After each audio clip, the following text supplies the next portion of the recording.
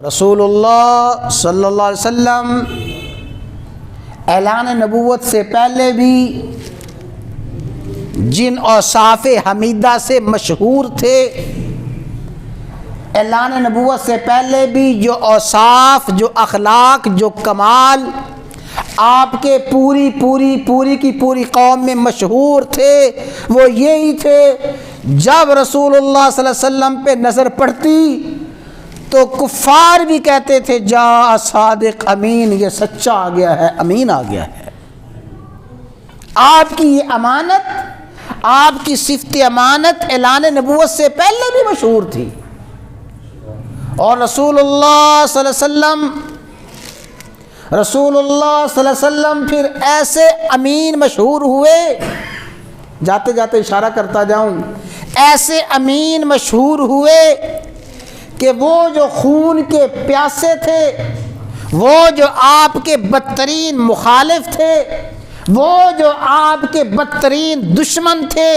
ان کو بھی یقین تھا کہ ہماری امانتوں کا اگر کوئی محافظ ہے وہ محمد رسول اللہ صلی اللہ علیہ وسلم ہی ہے۔ وہ بھی اپنی امانتیں آپ ہی کے پاس رکھواتے تھے، اور پھر آپ نے ان کی امانتوں کی حفاظت بھی ایسے کی، ایسے امانتوں کی حفاظت کی، وہ خون کے پیاسے ننگی تلواریں لیے ہوئے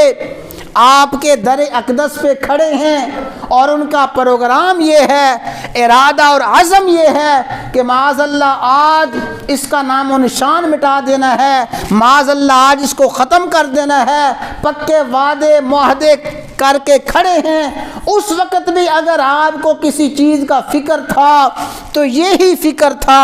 امانت داروں کی امانتیں، اور جنہوں نے میرے پاس امانتیں رکھی ہیں ہر امانت دار کی امانت اس تک پہنچا دی جائے۔ یہی وجہ ہے آپ نے علی المرتضیٰ سے فرمایا علی میرے بستر پہ آرام کرو، اور یہ امانتیں جن جن لوگوں کی ہیں ہر امانت دار تک اپنی امانت پہنچانا ہے، یہ امین ہے۔ تو امانت محمد الرسول اللہ صلی اللہ علیہ وسلم کی صفت خاصہ تھی، اور میں عرض کرتا ہوں اگر کائنات کا کوئی سب سے بڑا امین ہے محمد الرسول صلی اللہ علیہ وسلم کی ذات اقدس ہے۔